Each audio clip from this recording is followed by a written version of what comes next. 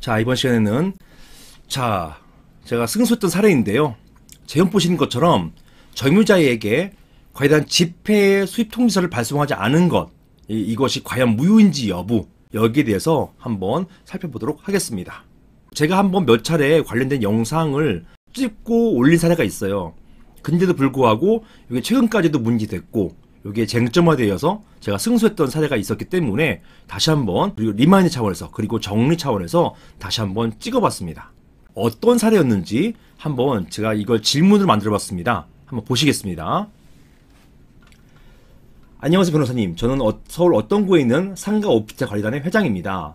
다름이 아니고 얼마 전 관리단 총회를 열어서 저희 지하 주차장을 유료화하기로 결정하였습니다. 그런데 상가 임차인들이 이러한 결정에 반발해서 자신들에게, 임차인들이 이러한 결정에 반발해서 자신들에게 관리단 총회 수집 통지서를 보내지도 않았고, 자신들은 관리단 총회에 참석해서 의견을 진술할 기회도 박탈당하였기 때문에 위와 같은 관리단 총회의 결과는 무효라고 주장합니다. 이처럼 상가 임차인들에게 관리단 지폐의 수입 통지서를 발송하지 않은 것, 이것이 무효일까요? 자, 이런 내용이 쟁점이 되었던 사안입니다. 자, 관련해서 먼저 법부터 살펴보시면서 제가 어떤 내용이 있는지 한번 말씀을 드려보겠습니다. 법부터 보실게요. 자, 사안은 상가 오피스텔 건물이었기 때문에 집합건물법 적용을 받죠.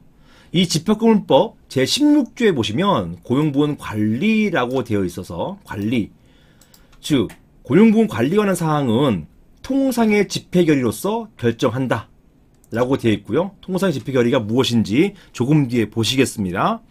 그리고요, 구분 소유자의 승낙을 받아서 전유 부분을 점유하는 자, 이 점유자죠. 점유자. 이분들은 보통 임차인이 대표적인 점유자가 됩니다.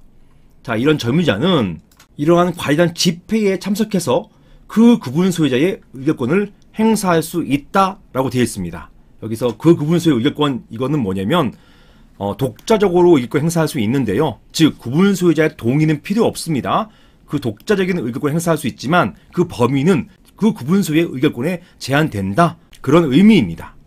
어찌되었든 점유자는 이러한 고용부원 관리에 대해서 집회에 참석해서, 본인 스스로 참석해서 그 구분 소유자의 의결권을 행사할 수 있다라고 규정해 놓고 있어요. 자, 그리고요, 이런 집회 결의 관련해서 이런 집회, 관련 집회를 소집하기 위해서는 관련 집회 일주일 전에 회의 목적사항을 구체적으로 밝혀서 누구에게? 각 구분 소유자에게, 여기에 점유자가 없어요. 각 구분 소유자에게 통지해야 된다. 즉 집회 소입 통지는 각 구분 소유자에게 통지해야 된다라고 규정이 되어 있습니다. 점유자가 없어요.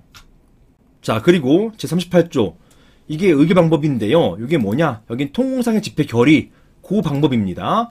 통상의 집회 결의 방법은 관련 집회의 의사는 법 또는 규약에 특별한 규정이 없으면, 이 말이 곧 통상의 집회 결의라는 얘기예요. 통상의 집회 결의는 전체 구분 소유자의 과반수, 전체 구분 소유자의 과반수 및 엔드입니다. 그리고 전체 의결권, 기본적으로 지분이에요. 지분의 과반수로서 의결한다. 이게 바로 통상의 집회 결의가 되겠습니다. 다음 규정이 굉장히 중요해요. 보시면 제40조입니다. 점유자의 의결 진술권, 이렇게 해놔서 점유자에게 어떤 의견을 개진할 수 있는 그런 권한을 부여하고 있어요. 즉 구분 소유자 승낙을 받아서 전유 부분을 점유하는 자, 점유자라고 했죠. 이 점유자는 집회의 목적 사항에 관해서, 이 규정은요 사실은 16조 2항과 연결됩니다. 자, 요 2항과 연결되어서, 자, 그 집회의 목적 사항에 대해서 이관계가 있는 경우, 이게 고용부원 관리 관련된 부분이잖아요.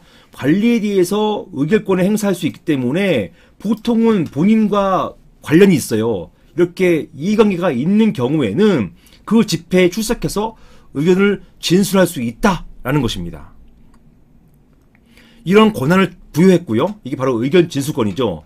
이런 의견 진술권을 보장하기 위해서 어떤 조치가 마련되어 있냐면, 자, 1항의 경우 이렇게 의견 진술권을 보장하기 위해서 집회를 소집하는 자, 관리인 또는 구분 소유자 5분의 1 이상이 되겠죠. 이런 집회를 소집하는 자는 34조, 아까 보셨죠? 34조, 이런 집회 소집 통지, 이런 34조에 따라서 소집 통지를 한 후에 지체 없이, 이 소집 통지는 누구에게 했었죠? 구분 소유자에게. 구분 소유자에게 소집 통지를 한 후에 지체 없이 집회의 일시, 장소, 그리고 목적 사항을 건물 내에 적당한 장소에 게시하여야 한다라고 규정해 놓고 있어요. 왜냐하면 임차인들은 건물 내에 있는 분들이잖아요.